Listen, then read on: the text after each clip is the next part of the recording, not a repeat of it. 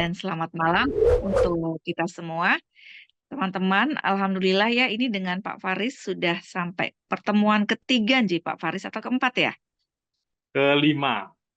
Oh, sudah kelima malah. Oke, Iya, berarti tinggal satu pertemuan lagi Nji. iya tinggal pekan depan. Ya, teman-teman dan Pak Faris ini juga sudah memfasilitasi banyak ya. Saya tadi dengar ada pertanyaan tes personality sampai ke situ ya. Dan ini difasilitasi secara gratis nih, luar biasa sekali Pak Faris. Terima kasih. Kalau kalian tes di luar itu cukup mahal biayanya ya. Ini Pak Faris hanya cukup melampirkan KTM saja, ini kan luar biasa. Jadi benar-benar sebenarnya ini kesempatan emas buat teman-teman semua untuk banyak-banyak belajar dan juga banyak-banyak menggali informasi dari Pak Faris selama Pak Faris masih mengajar di kelas ini gitu. Karena memang Pak Faris ini adalah praktisi yang benar-benar sudah terjun ke lapangan dan tahu situasi betul apa yang dibutuhkan di lapangan nantinya seperti itu. Dan teman-teman saya juga pengen cerita ya Pak Faris, saya juga mengajar di Ya, STIR Raja Wali dan saya sangat terkagum dengan mahasiswanya karena ada sesuatu yang berbeda saya lihat di STIR Raja Wali. Itu adalah sekolah kecil Pak Faris karena STIE ya dan tidak begitu berkembang dalam artian dibandingkan Ugris ya besar Ugris kemana-mana gitu. Cuman ya, karakter mahasiswanya yang saya salut gitu. Setiap saya Zoom itu tanpa saya minta on cam, semua on cam. Tanpa saya pernah minta, Pak. Saya tidak oke. tahu di sana apa yang dilakukan oleh dosen-dosen sana ya sehingga karakter ini terbentuk sangat baik sekali oleh mahasiswa-mahasiswa sana. Sampai di akhir saya mengisi materi itu tetap on cam semua gitu. Saya heran itu sampai bertanya-tanya, ini kenapa ya? Berbeda dengan mahasiswa saya ya, kok saya kalau ngajar mahasiswa saya online itu rata-rata off cam semua seperti itu. Kalau nggak diminta on cam nggak akan on cam. Ini saya belajar dari sini teman-teman ya di kelas ini dan juga Pak Faris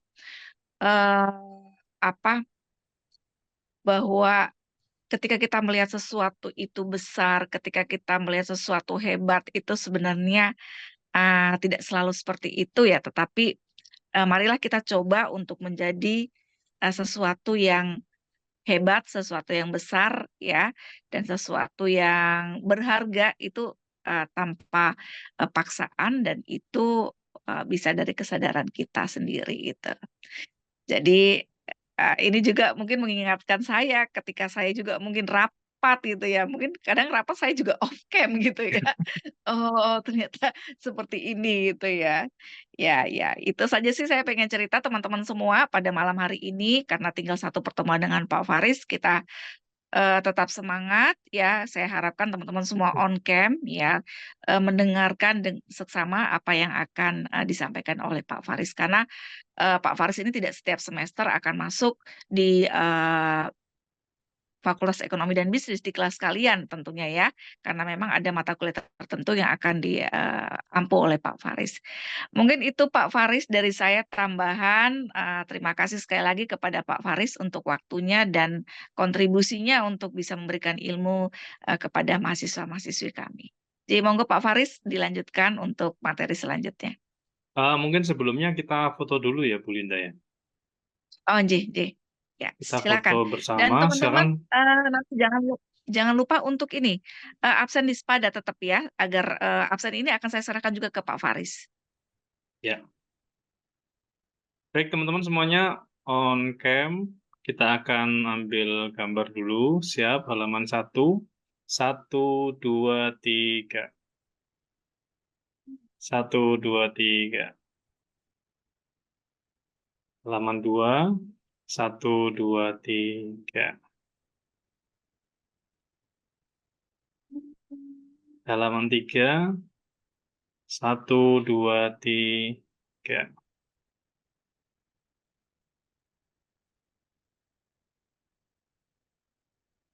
Oke, cukup.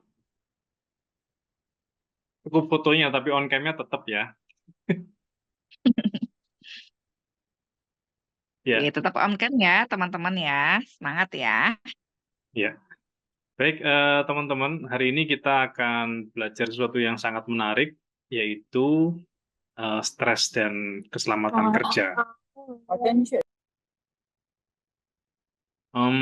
Suara saya jelas nggak ya? Jelas banget Pak Faris. Jelas ya, oke baik. Oke, sebelum kita mulai, saya ada beberapa apa ya, mungkin diskusi kecil yang bisa kita bicarakan, karena stres dan keselamatan kerja ini sesuatu yang tidak pernah bisa terpisahkan dari lingkungan pekerjaan dan juga psikologi. Beberapa waktu yang lalu kita pernah mendengar berita tentang musibah yang menimpa rombongan bis anak-anak SMK yang sampai terjadi remblong ya, remblong kemudian terjadilah kecelakaan dan ada sebagian yang meninggal.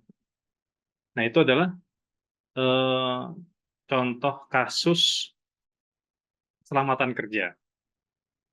Di sisi lain mungkin masih banyak eh, kasus-kasus yang lain keselamatan kerja, ada yang mungkin kebakaran, ada yang mungkin di kantor itu apa eh, beberapa fungsi, misalnya lift tidak berfungsi kemudian terjadi kecelakaan kerja. Ini adalah pembahasan-pembahasan yang secara spesifik itu sebetulnya ada bidangnya sendiri. Bidangnya namanya K3 ya. Bidangnya namanya K3. Saya penasaran ini Diana Putri ini siapa ya? Muncul terus di layar saya.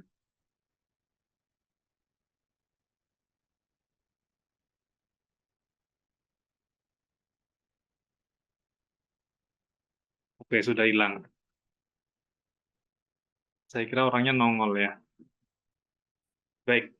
Jadi K3 ini biasanya menjadi salah satu bahasan yang melekat di beberapa jurusan, ada di jurusan kesehatan masyarakat, di psikologi, kemudian di teknik industri, dan ada beberapa di tempat yang lain. Nah, K3 bahkan menjadi pembahasan khusus untuk sertifikasi, skema sertifikasi untuk kompetensi di hampir semua industri. Itu melibatkan K3. Nah, tapi yang menarik di PIO ini adalah ada tambahan muatan yang lebih spesifik karena hanya dimiliki oleh kita yang mengkaji psikologi, yaitu pembicaraan tentang stres. Nah, tentang stres. Yang ini menarik. Mungkin dari 72 yang hadir hari ini, nah, semuanya pernah mengalami stres. Ada nggak yang nggak pernah mengalami stres?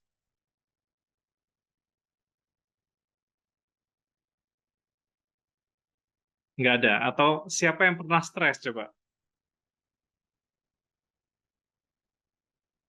Jangan-jangan ketika masuk ke mata kuliah stres, kita juga masih stres.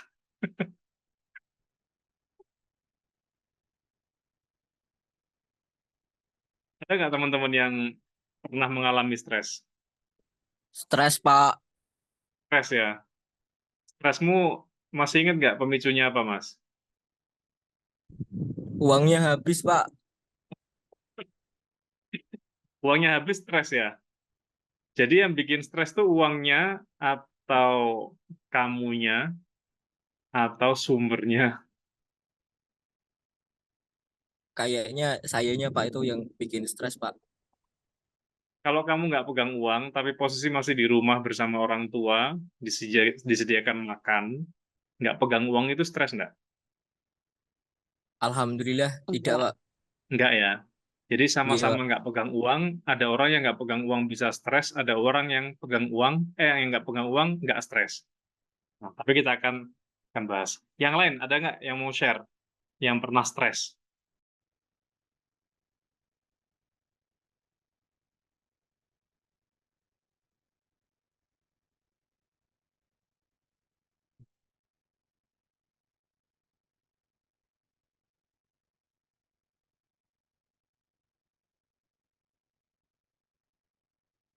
Kelihatan ya?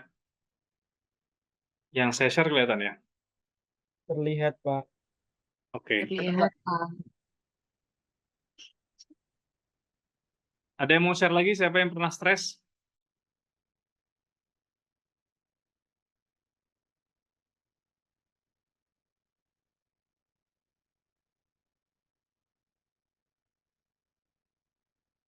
Nggak ada? Yang lain nggak ada yang stres? Atau siapa di antara teman-teman yang pada saat saya ngomong stres tambah stres? Oke, teman-teman.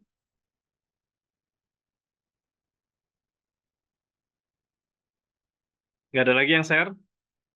Oke ya, kita lanjut ya di materi ya.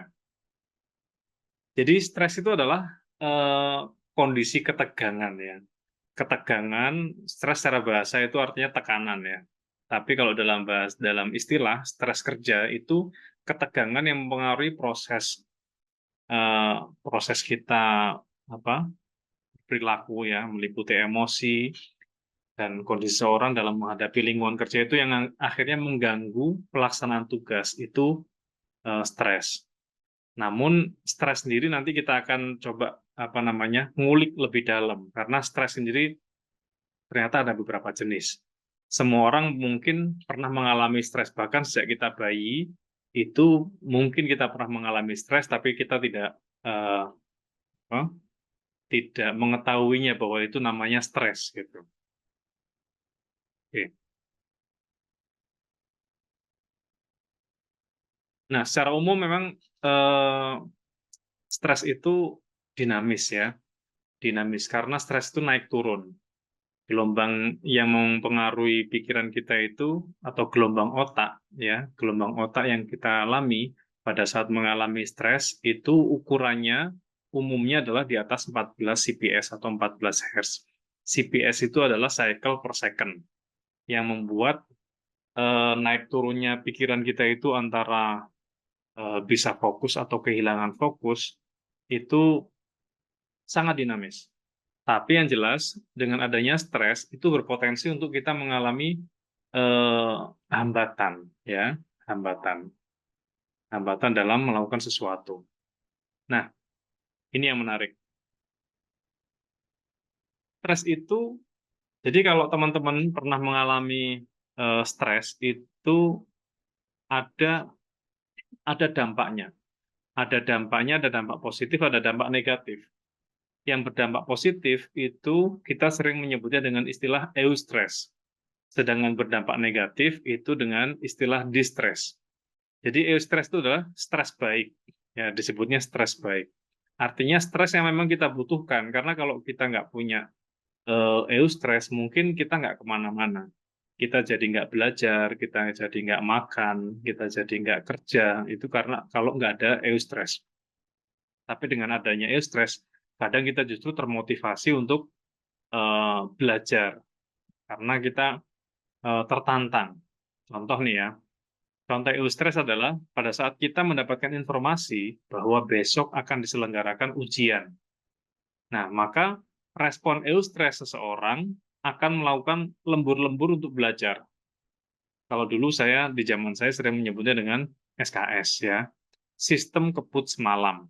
Nah, sistem kebut semalam itu adalah contoh bahwa kita yang biasanya tidurnya cepat, misalnya tidur jam 9 atau jam 10 malam, tiba-tiba gara-gara besok mau ujian, kita tidurnya geser ya, sampai jam 12, kadang sampai jam 1, kadang sampai semalaman kita nggak tidur untuk belajar. Nah, ini contoh stres yang baik atau stres yang positif, stres yang membuat orang itu semakin produktif. Nah, kalau di tempat kerja, misalnya orang yang masuk di industri kemudian bekerja, kemudian mendapatkan deadline. Deadline itu artinya batas waktu penyelesaian pekerjaan. Nah, karena kena deadline, maka orang yang tadinya santai-santai itu menjadi serius ya, menjadi lebih fokus untuk menyelesaikan pekerjaannya karena kejar tayang kalau bahasa kita ya, kejar tayang. Itu namanya eustress. Sampai di sini jelas teman-teman?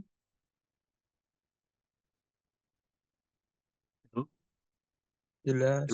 Jelas ya, oke. Saya lanjutkan ya. Nah, sedangkan distress itu sebaliknya.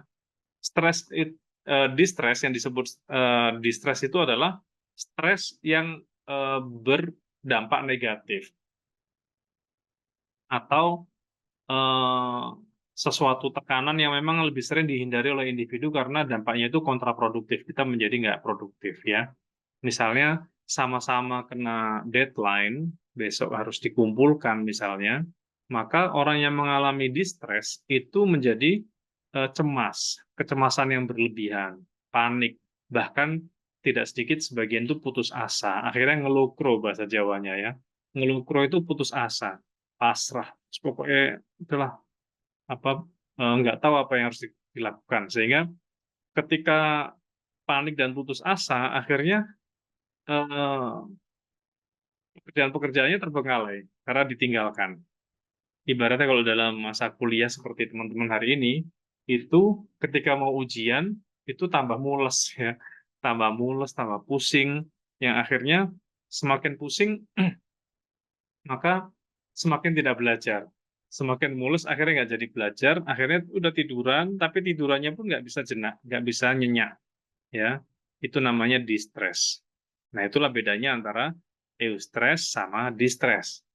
Nah, kalau dirinci lagi perbedaan-perbedaannya, nah umumnya ya eustress itu durasinya jangka pendek, sedangkan distress itu jangka panjang. Jadi seringkali orang mendefinisikan stres itu dengan maksud yang negatif, yaitu yang jangka panjang itu.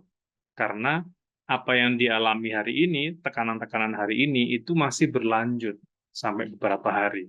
Atau bahkan lanjutan dari yang kemarin.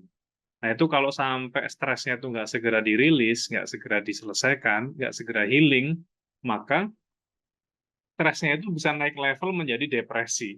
Ya, menjadi depresi yang ini tentunya lebih berat lagi. Itu yang pertama, terkait durasi. Terkait apa yang dirasakan. Orang yang mengalami eustress itu dia dengan sadar bahwa memang dia sedang menghadapi tekanan. Justru karena dengan sadar inilah dia melakukan pengelolaan dengan baik. Sedangkan distress itu orang tidak sadar kalau dia itu mendapatkan tekanan yang berat, sehingga karena level kesadarannya itu turun, maka nggak tahu harus berbuat apa, nggak bisa mengelola dengan baik. Itu yang kedua. Yang ketiga, tentang kesulitan ya. Jadi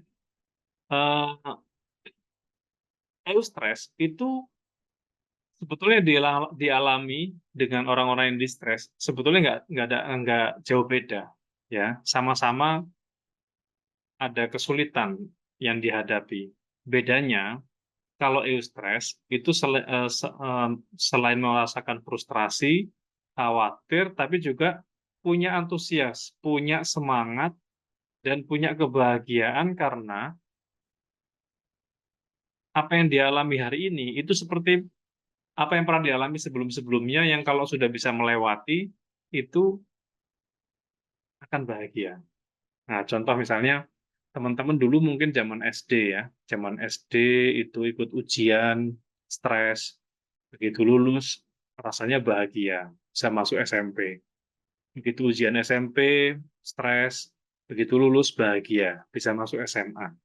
Begitu SMA, ujian, stres, kemudian bahagia, bisa lulus SMA, sekarang masuk kuliah.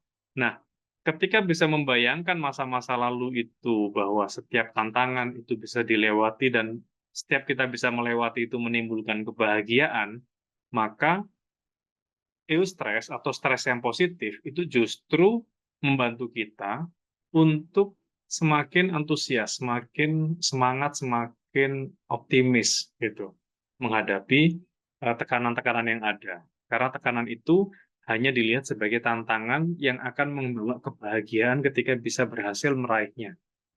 Sama seperti teman-teman ketika main games ya.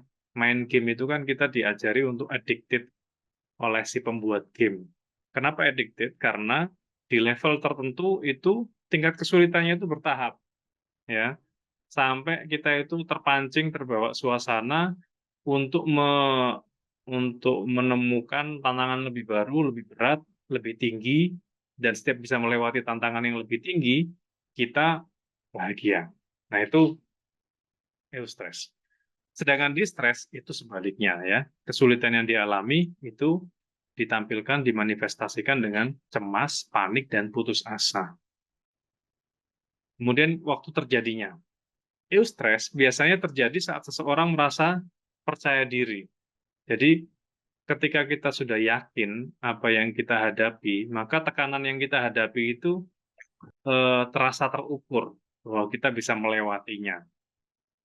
Tapi sebaliknya, kalau kita nggak percaya diri, kita sedang dalam kondisi kepercayaan diri yang rendah, itu semakin kita pesimis. Kayaknya masalah ini berat banget gitu. Padahal masalah itu netral, ya. Sekali lagi saya katakan masalah itu netral. Mau dianggap masalah besar atau masalah kecil itu tergantung pandangan kita. Kayak tadi yang dicontohkan oleh Mas siapa tadi ya yang nggak punya uang ya. Nggak punya uang itu semua orang mungkin pernah mengalaminya. Tetapi ada orang yang merasa stres nggak punya uang, tapi ada orang yang tidak stres ketika tidak pegang uang. Karena masalah itu bukan pada yang di luar diri kita, justru ada yang ada di pikiran kita. Oke, nanti akan kita diskusikan ya. Kemudian yang kelima adalah perbedaan mengenai kondisi fisik. Orang yang mengalami eustress itu tidak memiliki dampak fisik, bahkan justru meningkatkan kesehatan. Mungkin terlihat misalnya teman-teman kalau melihat atlet ya, atlet yang mungkin setiap hari dia akan tarung melawan prestasinya dia sendiri sebelumnya. Jadi biasanya atlet itu tidak semerta-merta langsung berhadapan dengan lawan atau kompetitornya, tetapi pelatih itu ngajarin si atlet untuk apa namanya, untuk meraih prestasi melebihi prestasinya dia sebelumnya. Kalau sebelumnya bisa lari dengan apa? Dengan jarak misalnya 100 meter, maka besoknya si pelatih akan menantang si atlet untuk bisa melewati prestasi sebelumnya, berarti di atas 100 meter. Dan begitu seterusnya. Sehingga apa namanya? Semakin banyak yang dilewati, maka semakin terpacu untuk melewati yang lebih tinggi, lebih tinggi, lebih tinggi. Nah, itu kondisi fisik untuk orang-orang yang mengalami eustress. Sedangkan distres sebaliknya, ya, bahkan tidak sedikit berdampak pada sakit fisik. Kita sering mengenal dengan istilah psikosomatis. Psikosomatis itu adalah kondisi psikologis yang mempengaruhi kondisi fisik. Jadi yang tadinya stres, akhirnya menjadi penyakit. Tidak sedikit mahasiswa itu ketika tidak mampu mengelola stresnya, itu terkena penyakit. Entah itu sakit lambung, atau sakit MA, atau sakit yang lain. Ya, karena stres yang ditahan itu masuk kategori distress.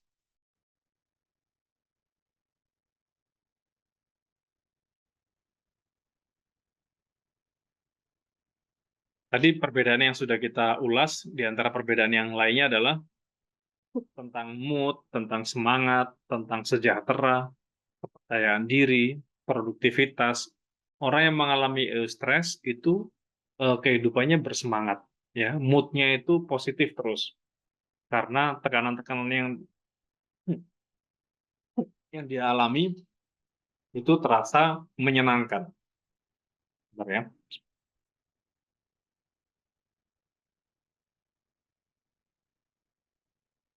Jadi itu orang-orang yang eustress, yang mengalami eustress. Sedangkan distress itu sebaliknya.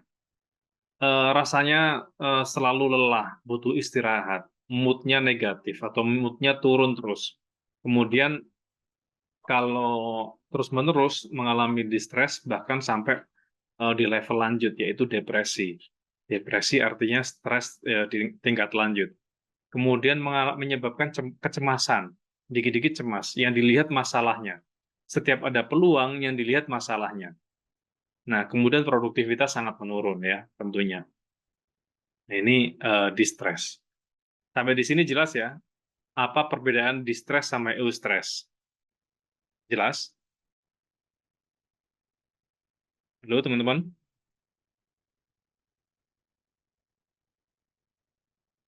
Jelas, Pak. Jelas, Pak. Iya, Oke. Iya, Pak. Iya, jadi kalau misalnya saya tanya silakan direspon ya. Saya biar tahu bahwa masih ada orang di sini ya. daripada saya berbusa-busa nggak ada yang respon ya. Oke, berikutnya. Kenapa karyawan itu bisa mengalami stres? Dan apa yang dimaksud dengan apa penyebab stres kerja karyawan? Nah, ini ada beberapa ya. Ada beberapa faktor yang bisa kita lihat bagaimana karyawan itu bisa stres atau penyebab karyawan stres. Yang pertama, stres kerja itu bisa dipicu oleh faktor ekonomi. Yang kedua, faktor politik. Yang ketiga juga faktor teknologi. Di antara contohnya faktor ekonomi adalah, ya, misalnya begini, orang bekerja itu kan salah satu yang dikejar adalah meraih benefit, ya, meraih benefit atau meraih kompensasi. Nah, benefit itu bisa berupa upah atau berupa gaji atau juga non upah. Non upah itu berarti benefit yang lain yang non gaji ya, seperti mobil dinas, rumah dinas, asuransi itu adalah benefit-benefit yang berupa non upah atau non gaji. Nah, ketika mau masuk atau mau bergabung, mungkin setiap karyawan sudah punya ekspektasi bahwa kalau sudah diterima nanti gajinya sekian, bisa nabung sekian. Kenyataannya ternyata tidak seperti yang ekspektasinya. Misalnya dia berharap begitu pertama masuk itu gajinya 5 juta. Ternyata gajinya misalnya 2,5. Maka tentunya apa yang diharapkan dengan realitanya, dengan kenyataannya ini sudah nggak setara, sudah nggak sesuai sehingga terjadi stres. Atau contoh lain, ekonomi adalah pada saat apa yang dia peroleh itu tidak cukup mampu menutupi semua pengeluaran-pengeluarannya, ya, semua pengeluaran-pengeluarannya.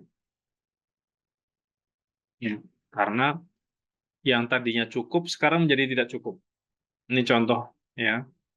Yang dulu cukup sekarang tidak cukup. Misalnya UMK yang ditetapkan oleh wali kota atau bupati yang tadinya cukup untuk sehari-hari ternyata tidak cukup karena bisa jadi lifestyle, bisa juga karena faktor lingkungan yang membuat harga-harga naik, ya, sehingga uang yang dimiliki itu nggak cukup, kayak tadi itu kehabisan uang ya, atau nggak pegang uang. Faktor yang lainnya adalah faktor politik.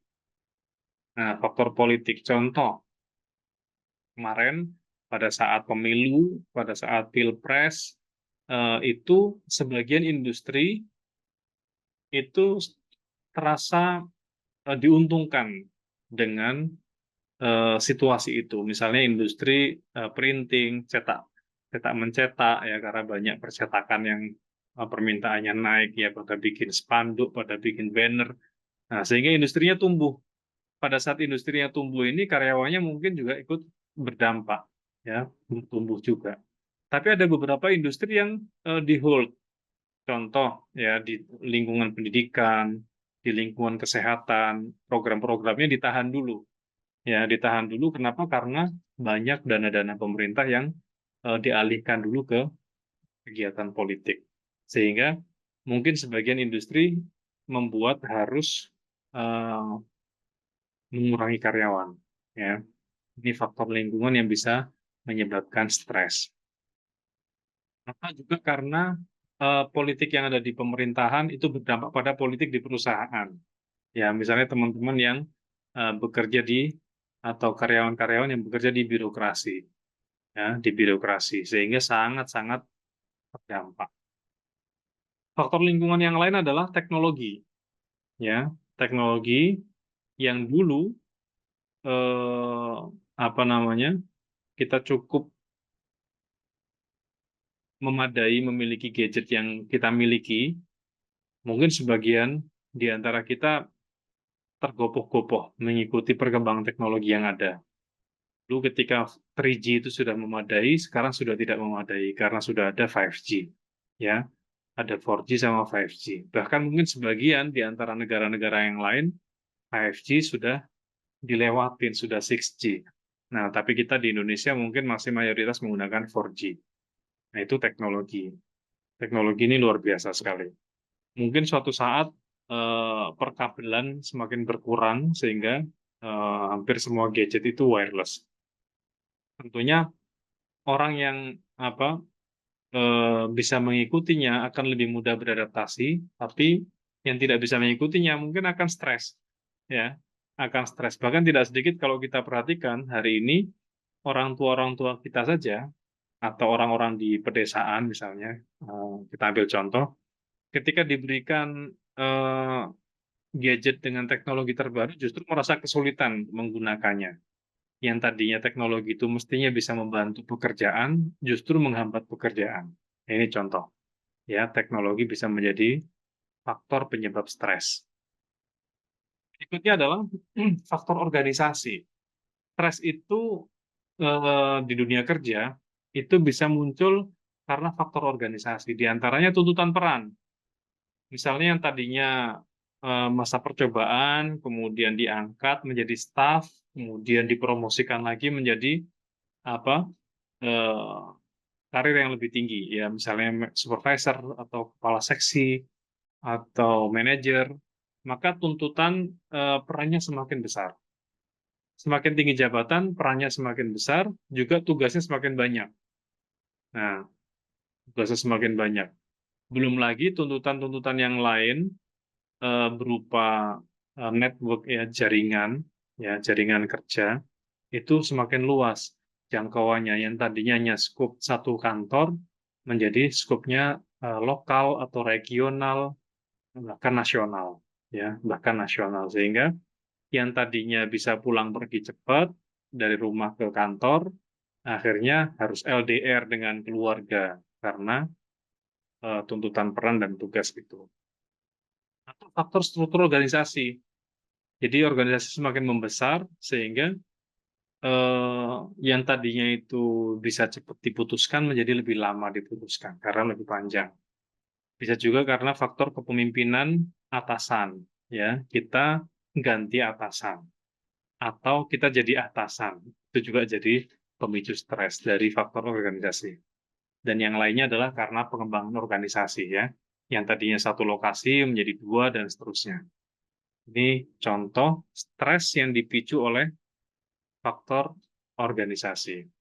Nah, kalau faktor personal ini urusannya dengan internal kita, ya. Faktor ekonomi, faktor keluarga, dan juga karakteristik pribadi. Jadi faktornya faktor internal nih. Oke. Teman-teman, kira-kira kalau orang sudah stres, bawa ke lingkungan kerja, kira-kira konsekuensinya apa? Ada yang mau berpendapat? Silakan. Produktif, Gimana? kurang produktif. Ya, kurang produktif. Itu kalau di-stres, ya. Kalau di-stres. Tapi ini memang stres kerja umumnya yang dipahami seseorang adalah stres yang di-stres, bukan yang eustress. Ada lagi yang lain selain kurang produktif? Ini materi juga sudah kita bagikan ya di classroom, ya. Merasa cemas terus, Pak. Oke, cemas terus. Cemas terus, ini contohnya ya. Jadi, secara fisiologis, orang yang mengalami stres itu ada perubahan metabolisme tubuh. Kita cemas. Cemas itu ada hormon tertentu yang yang keluar, ada yang turun. Kemudian detak jantung kita semakin cepat, ya. Detak jantung kita semakin cepat, kemudian pernafasan kita juga semakin cepat.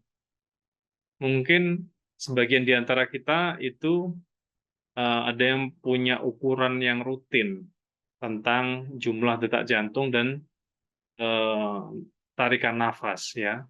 Nafas dan hembusan itu ada hitungannya. Mungkin teman-teman yang punya jam tangan smartwatch itu biasanya ada ukurannya tuh. Ada ukurannya sampai dinyatakan Anda sehat, Anda cemas, Anda butuh istirahat. Itu karena yang diukur adalah salah satunya detak jantung dan pernapasan atau kadar oksigen dalam tubuh kita. Orang yang mengalami stres itu ada perubahan metabolisme tubuh yang tadinya bisa bersikap tenang menjadi panik, menjadi deg-degan, menjadi tidak fokus. Nah, ini kalau terus-menerus bisa membawa ke sakit fisik. Kenapa? Karena yang tadinya punya ritme yang jelas, kemudian ditahan. Yang biasanya makan rutin sehari 2 kali atau sehari 3 kali, menjadi lupa makan. Karena fokus kerjanya terlalu tinggi. Akhirnya ada beberapa bagian organ tubuh yang kena. Gitu. Nah, termasuk gangguan pernapasan. Meskipun sebetulnya ini ada teorinya ya. Ada teorinya yang kalau saya jelasin di sini kayaknya waktunya tidak cukup. Artinya ada bagian-bagian otak tertentu yang jika bagian itu paling sering digunakan dalam pengambilan keputusan, maka pada saat orang itu mengalami stres, organ tubuh mana yang paling cepat atau yang duluan diserang itu ada teorinya. Entah itu di bagian lambung, atau di bagian paru-paru, atau di bagian pencernaan yang lain, ada yang di kepala yang sering pusing, misalnya migrain dan sebagainya. Nah, itu ada teorinya. Atau sariawan, ya tidak sedikit ya teman-teman mungkin ada yang mengalami sariawan itu salah satu ciri ya, ciri bahwa kita sedang tidak baik-baik saja. Tubuh kita itu memberikan alarm, bahkan termasuk demam. Itu alarm bahwa tubuh kita sedang tidak baik-baik saja. Nah, tidak sedang baik-baik saja ini buat orang yang memahami kondisi tubuhnya, maka mungkin mengambil keputusan yang tepat dengan mulai istirahat atau mulai konsultasi kepada yang lebih ahli tentang fisiologisnya. Karena ada beberapa penyakit-penyakit fisik itu tidak disebabkan oleh penyebab yang lumrah dalam ilmu medis. Ada yang tahu nggak? Di ilmu medis, ilmu kedokteran, penyebab penyakit itu ada berapa? Terutama di kedokteran barat. Ada yang tahu? Penyebab sakit itu ada berapa? Kalau di ilmu medis, ilmu kedokteran. 2 bukan, Pak. Dari pikiran sama makan yang nggak teratur atau makan yang nggak sehat. Salah. Ini kedokteran barat, nanti ada kedokteran timur sendiri. Beda lagi.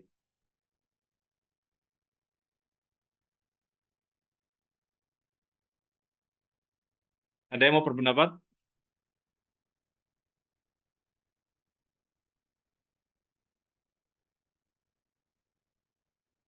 Halo, teman-teman. Oke, saya kasih tahu ya. Jadi kalau di ilmu medis, penyebab penyakit itu ada virus, ada bakteri, sama racun. Ya, maka orang yang sakit kalau di ilmu medis, terutama pada umumnya, itu yang ditangani adalah bagaimana virusnya dimatikan, atau bakterinya dimatikan, atau racunnya dikeluarkan. Racun itu kayak infeksi gitu dikeluarkan. Nah, sedangkan di ilmu medis timur ya, atau kedokteran timur, penyebab penyakit juga cuma 3. Ketidakseimbangan angin dalam tubuh, ketidakseimbangan suhu dalam tubuh, sama racun. Ya, sehingga kalau ada orang yang suhunya dingin, nanti dikasih herbal yang panas, dan sebaliknya. Nah, itu untuk menyeimbangkan kembali. Kalau racun dikeluarkan tetap ya. Nah, namun ada beberapa penyebab-penyebab penyakit itu yang non medis, makanya disebut non medis itu kita mengenal dengan istilah psikosomatis, seperti yang disebutkan oleh Mbak Nani tadi ya. Mbak Nani bilang ada makan sama pikiran. Memang makan itu kalau kita makan makanan yang beracun, artinya makan yang tidak bersih, yang tidak higienis, ya itu jadi penyakit. Jadi sumber penyakit karena di situ ada bakteri, ada virus, ada racun. Nah, Yang kedua adalah pikiran. Nah, pikiran inilah yang disebut dengan non-medis. Nah, non-medis karena tidak ada hubungannya dengan bakteri, racun, sama virus, tapi bisa bikin penyakit. Nah, ini yang kita kenal dengan istilah psikosomatis. Situasi psikologi atau psikis, situasi kejiwaan yang mempengaruhi fisik. Itu namanya psikosomatis. Kalau situasi fisik yang mempengaruhi psikis, itu namanya somasikotis. Somasikotis. Jadi, misalnya nih, teman-teman pernah nggak mengikuti sebuah pelatihan kemudian melakukan ice breaking? Pernah nggak? Pernah, Pak. Pernah ya, yang tadinya duduk semua diminta berdiri, yang tadinya diem diminta bergerak-gerak, diminta senam. Begitu selesai senam, apa yang menjadi dampak di pikiran kita? Kita semakin bergairah, semakin fresh, semakin seger gitu, semakin bugar. Nah, itu namanya somasikotis. Artinya suatu perubahan fisik yang bisa mempengaruhi kondisi psikis. Maka teorinya adalah ketika psikis sama fisik dan psikis itu saling berhubungan, maka yang bisa diambil benang merahnya itu adalah emotion create motion and motion create emotion. Ya. Jadi gerakan itu bisa menciptakan emosi tertentu dan emosi tertentu bisa menciptakan gerakan tertentu. Maka kalau mau mengubah emosi seseorang, maka rubah pertama gerakannya. Nah, kalau di Muslim itu ada panduan tuh, kalau kita sedang marah, ya dalam keadaan berdiri diminta duduk.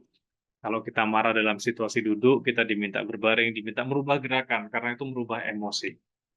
Nah, ini adalah dampak stres dari sisi fisik atau fisiologis. Nah, secara psikologis, dampak stres itu menyebabkan ketidakpuasan. Ketidakpuasan itu bukan berangkat dari pihak luar, justru dari pihak kita, dari pihak internal. Artinya orang pegang uang, ya, pegang uang itu bisa mengatakan saya punya uang. Ada orang yang pegang uang tapi ngomong nggak punya uang. Pernah nggak teman-teman ketika pegang uang 10.000 atau 5.000, kemudian ada orang datang minta kepada kita, terus kita bilang, nggak punya uang, Pak. Kita geleng-geleng nggak mau ngasih gitu. Padahal kita pegang uang tuh. Atau bilang nggak ada, Pak. Gitu. Padahal kita punya uang. Tapi ada orang yang pegang uang 5.000 itu, wah senangnya bukan main. Karena 5.000 itu gede banget buat yang bersangkutan. Artinya, bukan perkara uangnya yang membuat orang itu puas dan bahagia, tetapi pikiran kita terhadap uang itulah yang membuat kita puas dan bahagia, persepsi. Nah, orang yang mengalami stres, terutama distres, ya, maka setiap yang dia lihat itu perspektifnya tidak puas dulu, gitu. Tidak puas dulu. Ketidakpuasan pertamanya adalah karena situasi yang dia anggap sebagai situasi yang tidak menguntungkan bagi dirinya. Itu yang pertama ya. Yang kedua cemas. Cemas itu cirinya adalah keringat dingin, ya, detak jantung lebih kencang, kemudian panik, itu ciri-ciri kecemasan ya. Kemudian uring-uringan. Uring-uringan itu marah ya. Jadi orang yang stres itu salah satu cirinya adalah uring-uringan. Kalau bahasa orang Jawa tuh.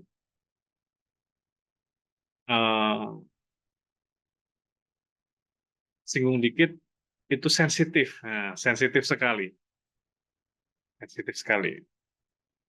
Dan yang keempat adalah bosenan, ya, karena tidak bisa fokus, tidak bisa menikmati apa yang dia hadapi.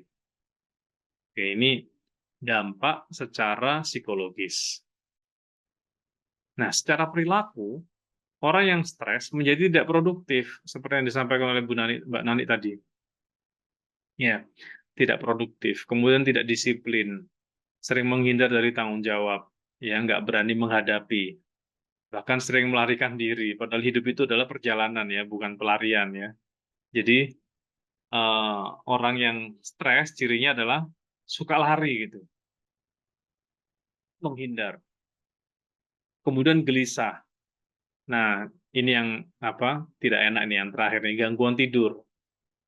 Bagian sampai mengalami insomnia, kesulitan tidur, kesulitan istirahat karena stres.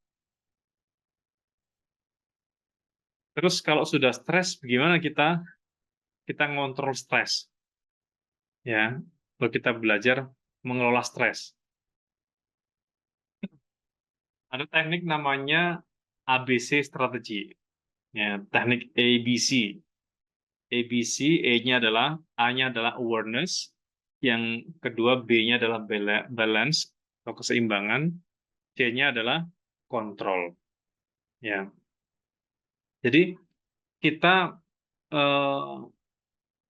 mencoba untuk menyelesaikan atau melakukan regulasi diri, ya, melakukan healing terhadap diri kita dengan awareness, menyadari bahwa kondisi ini sedang kita alami.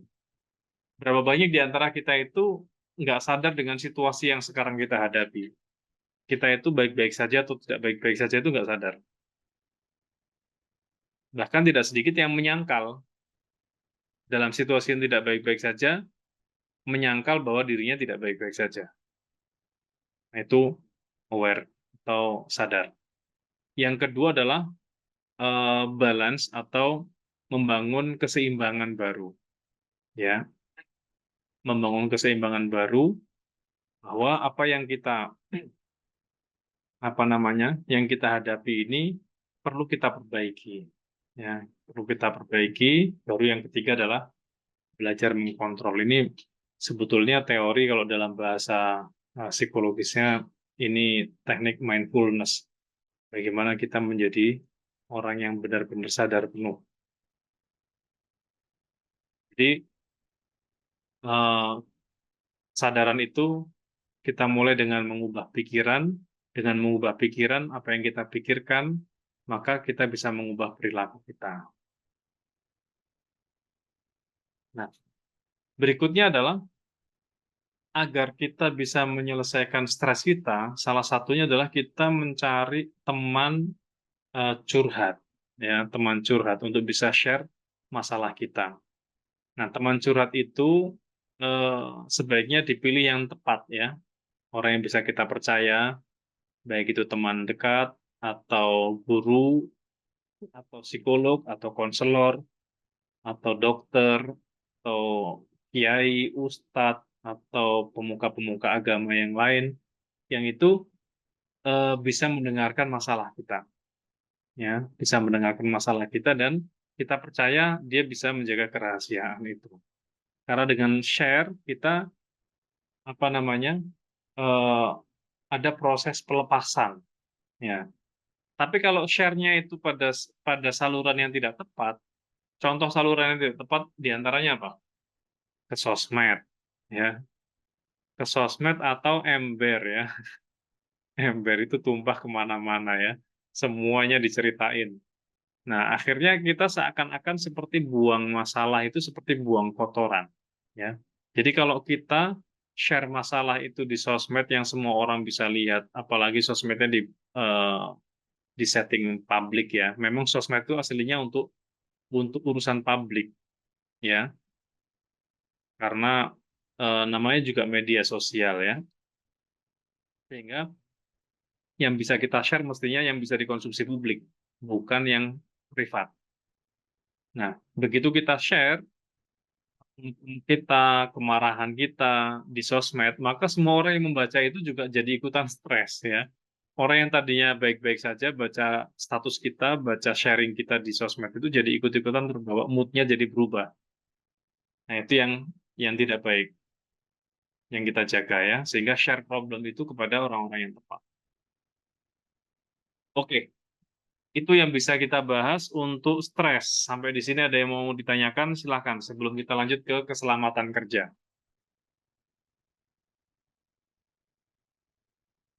Kalau stres dibahas dalam satu sesi workshop atau seminar itu bisa seharian tuh stres tuh, ya.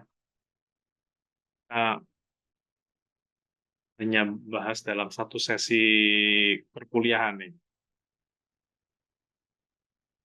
Ada yang mau ditanyakan silakan terkait stres.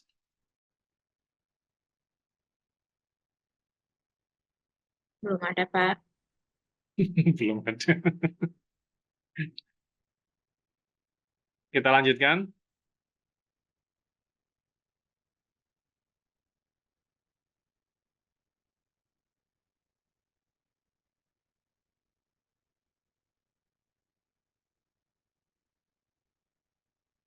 Kita lanjut ya.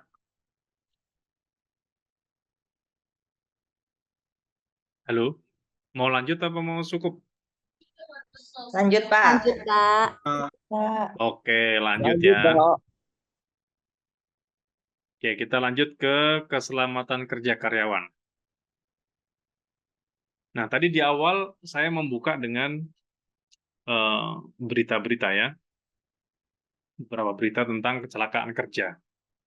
Karena keselamatan kerja karyawan ini atau K3, ya, keselamatan dan kesehatan kerja karyawan itu menjadi isu yang tidak pernah berhenti atau masuk kategori evergreen ya, akan terus muncul di semua sektor industri, mau di kuliner, mau di pariwisata, mau di fashion, mau di industri kreatif ya, manufaktur, mau di industri apapun, selalu ada isu tentang kesehatan dan keselamatan kerja.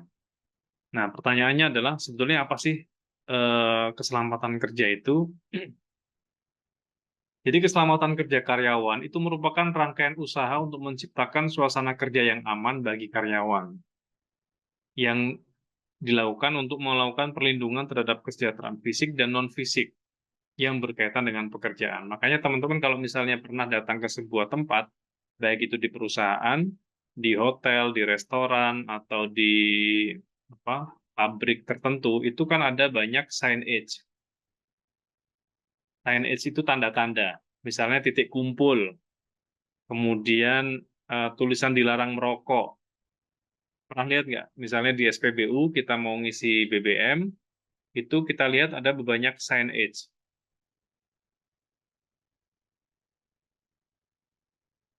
Ada yang pernah lihat?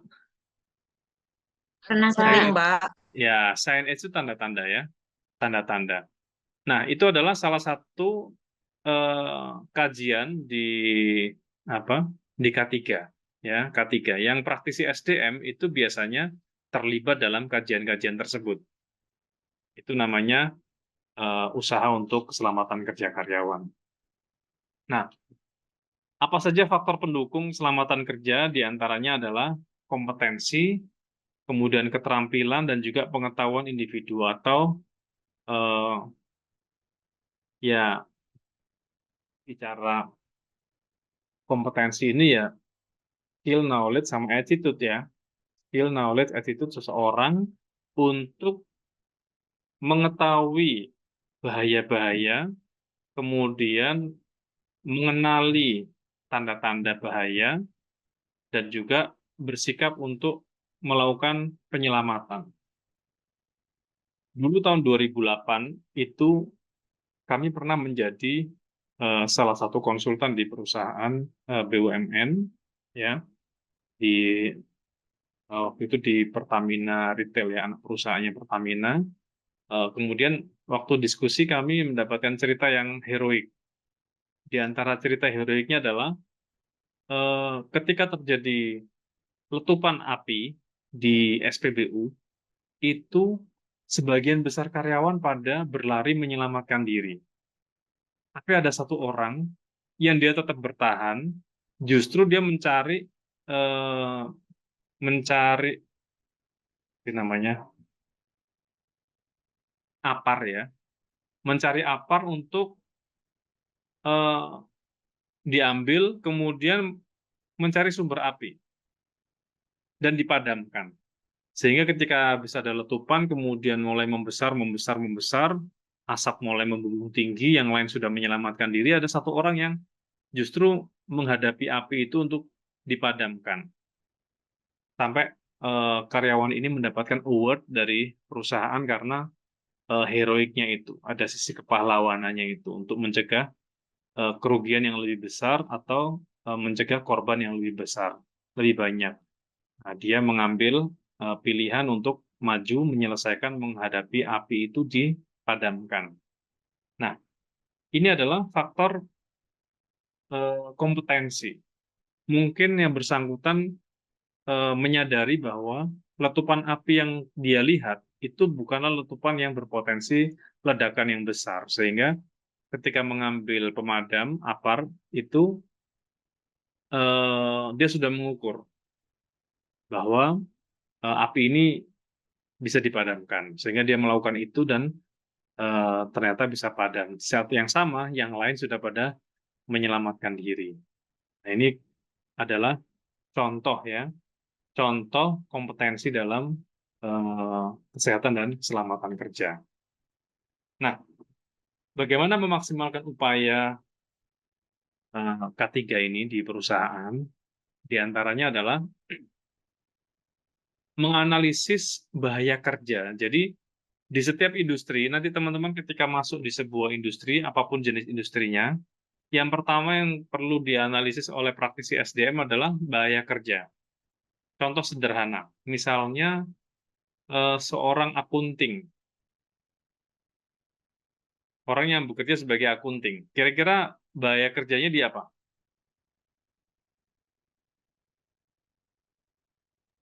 Kalau ada selisih, Pak, Ada selisih. Emang itu bahayanya apa kalau ada selisih?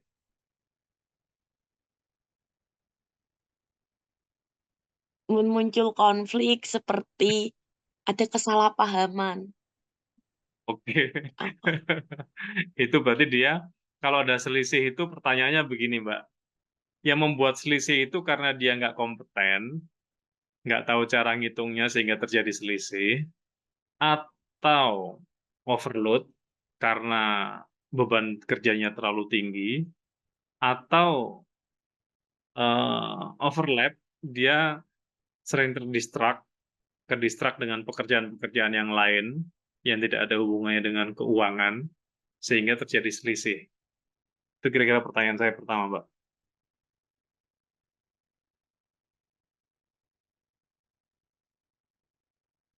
Halo, tadi Mbak siapa ya yang bilang selisih itu menjadi bahaya kerja?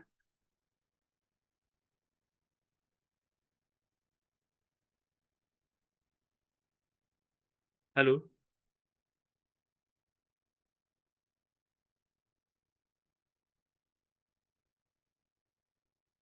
tadi Mbak siapa tuh yang menjawab, yang berpendapat?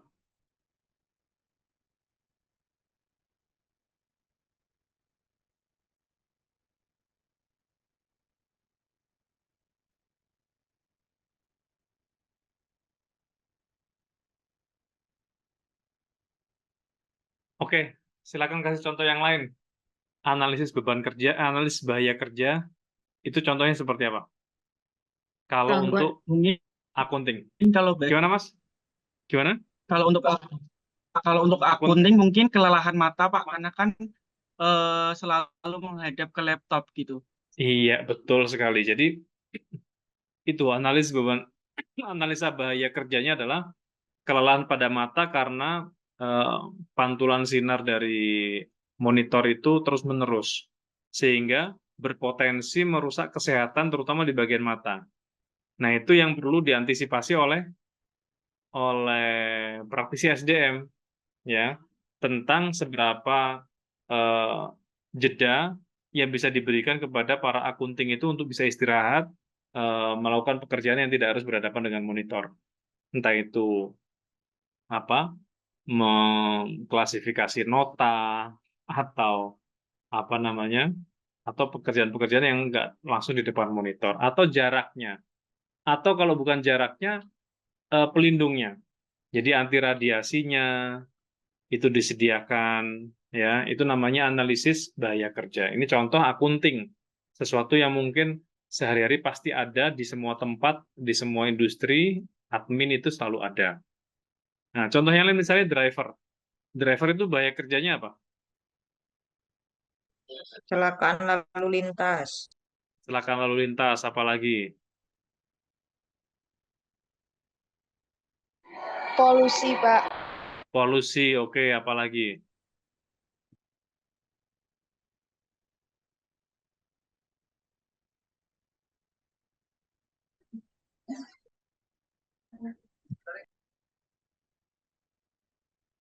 Apalagi? Ada lagi? Kelelahan atau mengantuk, Pak. Iya, mengantuk, kelelahan. Ya, itu contoh-contoh ya, analisis bahaya kerja. Jadi, itu yang pertama. Yang kedua, di antara cara mengantisipasi atau cara meminimalisir membantu untuk meminimalisir resiko agar menaikkan kesehatan dan keselamatan kerja itu adalah dengan risk management, manajemen resiko. Ya, manajemen resiko itu membuat sistem atau aturan-aturan yang membantu mengurangi resiko. Entah itu seleksinya, entah itu sistem pengamanan. Contoh sederhananya begini. Ketika untuk masuk ke ruangan yang mengandung banyak bahan kimia, ya, ketika masuk ruangan yang mengandung banyak bahan kimia, misalnya di lab atau di ruang produksi yang di situ banyak bahan-bahan kimianya, maka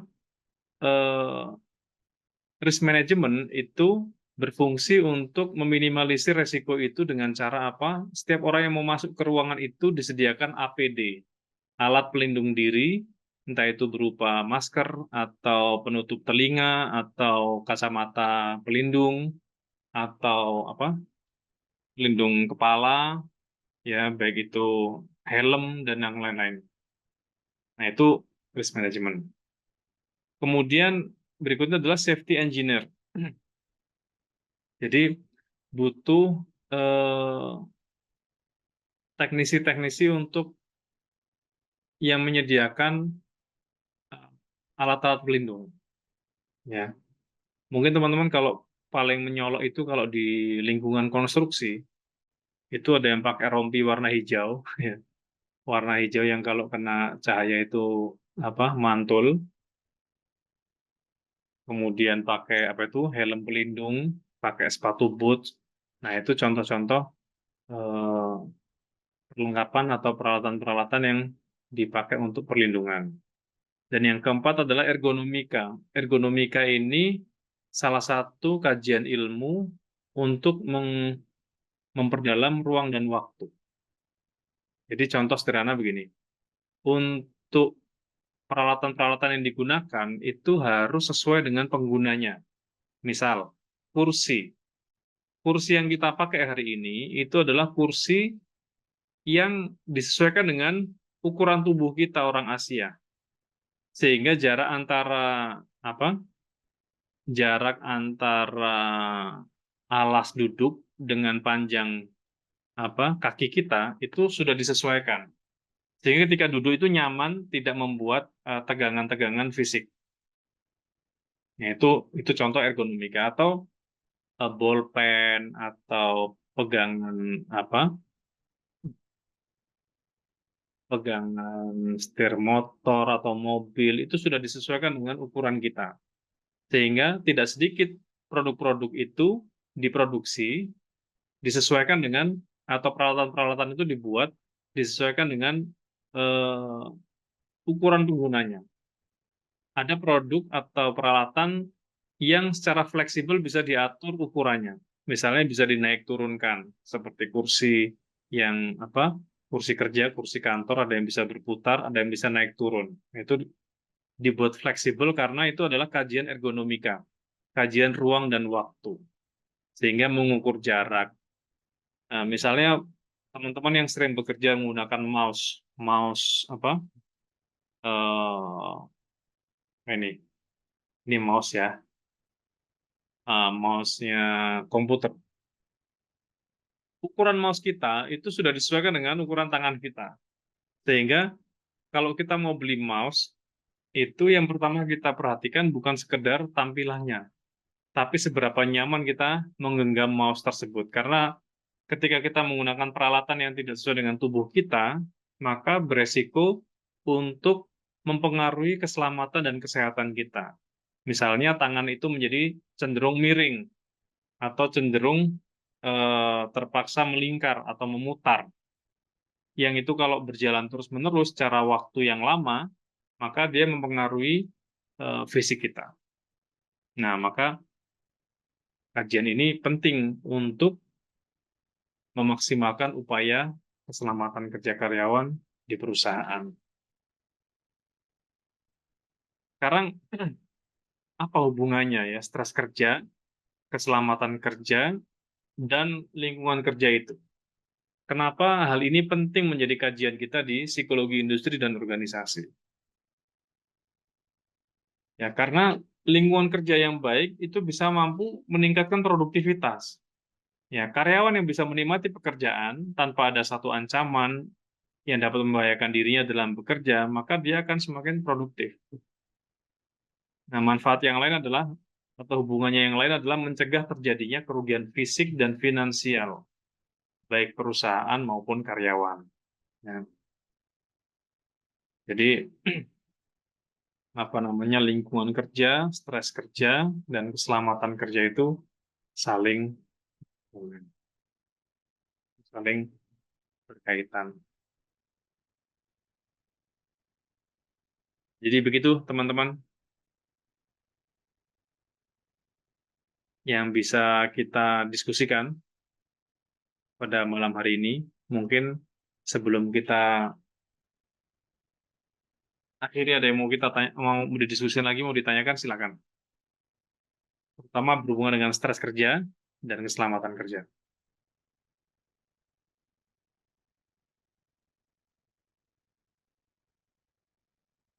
Pak, mau bertanya tentang tugas boleh nggak, Pak?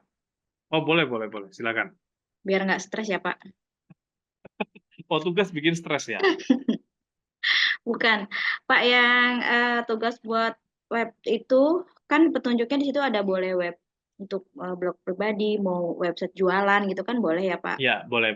Nah, terus ada satu tugas yang artikel itu kan di-upload di web. Nah, berarti webnya lain lagi, Pak?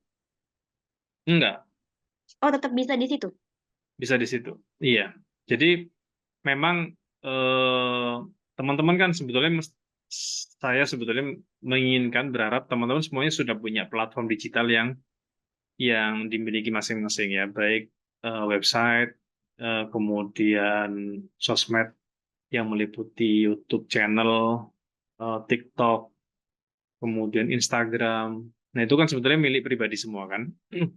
Nah, tugas-tugas ini dibuat dan diupload dengan menggunakan platform digital yang sudah dimiliki secara pribadi masing-masing.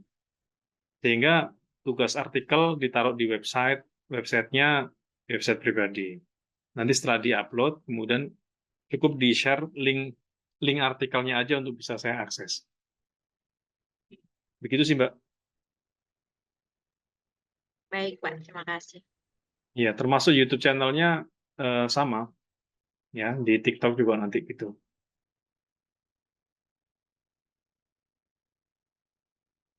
Ada yang lain? Ini memang Mbak Elis nggak kelihatan wajahnya ya? Kelihatan, Tadi Pak.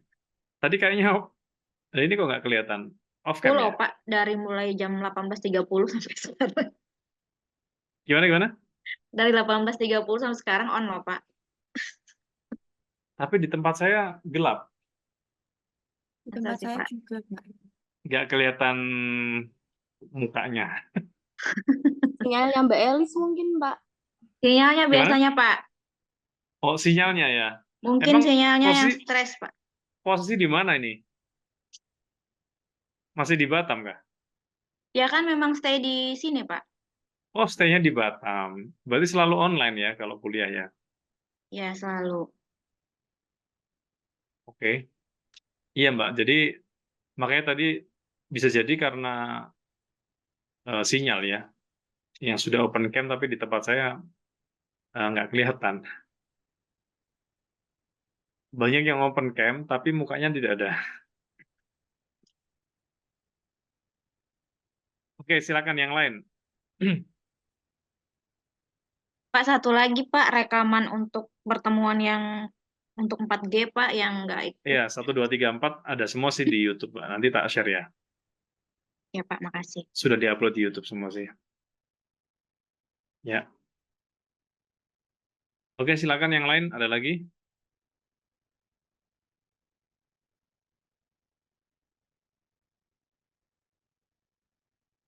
Ini kita bahas stres kepada stres ya, pada tegang ya. Nanya aja tegang. Ini karena kuliahnya ngedur apa ya dari pagi. Teman-teman, ini perkuliahan online-nya full atau gimana?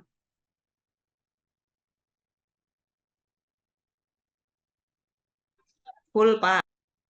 Full ya, keren ya.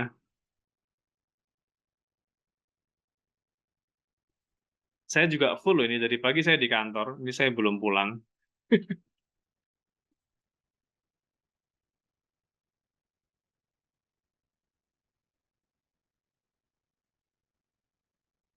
Oke,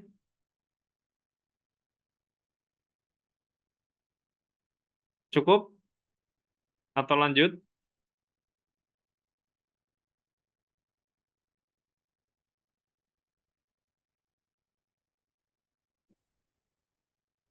Ya, teman-teman. Elis ini selalu on cam, Pak Faris. Dari tadi on cam Tapi kayaknya. tapi di saya nggak muncul ininya, apa wajahnya. Oh, Sama Di punya absen Bu aja, Linda, Pak. oh iya. Nanti lihat di punya absen. punya Bu Linda ini juga nggak muncul loh di saya. Oh iya, ini di Elis di tempat saya muncul. Nah itu dia. Bu Linda Ini sama kalau Nah, saya Mbak jadinya Elis mungkin ya. di tempat saya nggak muncul, Pak.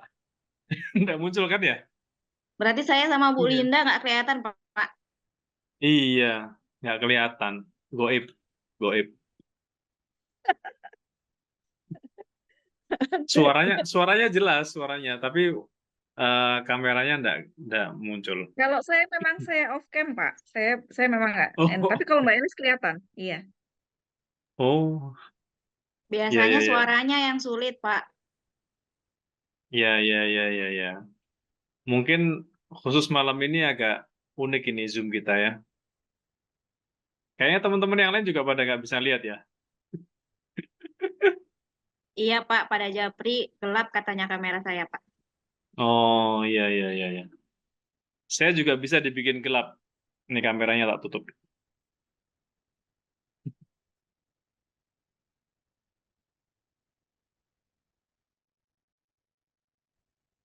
Oke.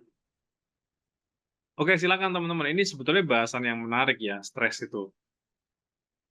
Cuman jangan-jangan kita ngobrolin stres pada saat sedang stres sehingga sulit menyelesaikan masalah stresnya kita.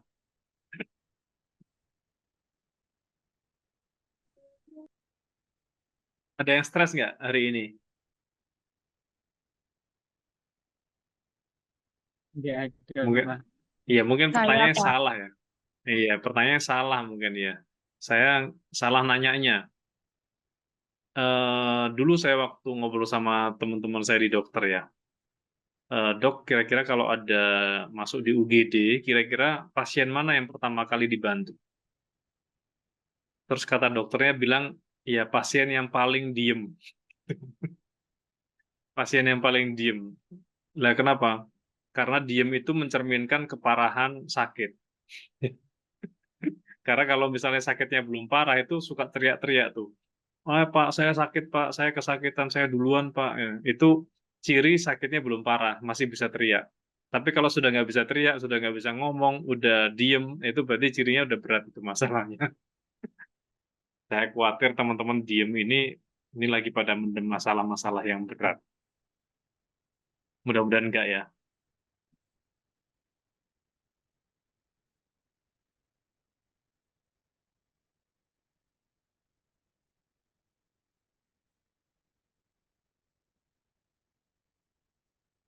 Ayo, ayo, silakan, silakan.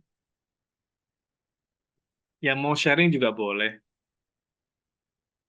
di pekerjaan atau di perkuliahan ya.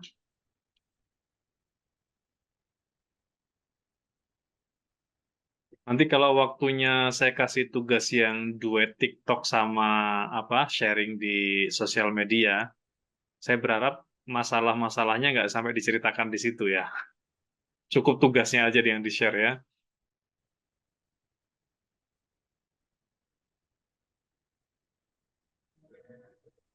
Pak, maaf kalau yang nggak punya TikTok itu gimana, Pak? Ya tinggal bikin toh Mbak. Oh, nggak punya kok. Nggak punya kok sambat. Ya tinggal bikin toh, biar punya. Jadi Pak Faris mungkin kalau tidak ada pertanyaan bisa di anu aja di close aja. Oh, boleh. Nih, Siap. nih. Baik, Ya. teman-teman. Sebelum kita closing, kita foto dulu aja ya. Kita foto dulu, silakan open cam lagi. Nah, kan, open cam bisa open kan pertanyaannya? Maaf ya Pak, gelap. Oh iya, saya maafkan. Memang untuk orang-orang tertentu begitu, Mbak.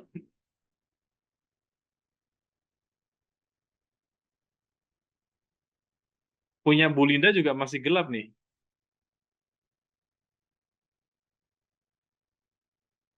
Halo? Apa sama kondisinya? Sinyalnya susah? Nih, sekedap Pak, sekedap. Oh, nggih. Ayo teman-teman yang lain, silakan dibuka kameranya. Kalau materi yang saya sampaikan ini sebetulnya sudah di-share ya di Classroom. Jadi Pak Faris monggo. Oke. Ini Mbak Elis memang masih belum kelihatan ya? Ada oh, Pak. Oh, berarti cuma Bu Linda yang bisa lihat ya? Iya, ada ini Pak. Saya kirim ya, saya screenshot ya, coba. Sampai dibuktikan ya. Iya, bener. Saya kirim coba ke grup ya Pak. Ada Pak. Ada ya? Oke. Ada Iya. Pak. Terang beneran Iya. loh Pak kalau dari sini. Mungkin begini, hanya orang tertentu yang bisa melihatnya ya. Saya nggak bisa lihat yang jelas. Mata batinnya dibuka Pak. Mata batin. Oke. Baik, siap ya. Untuk halaman 1 dulu, siap semuanya senyum. Ya, 1, 2, 3.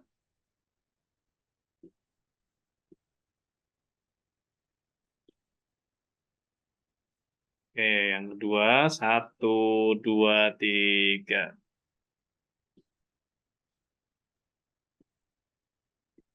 Yang ketiga, 1, 2, 3. Yang keempat, 1, 2, 3.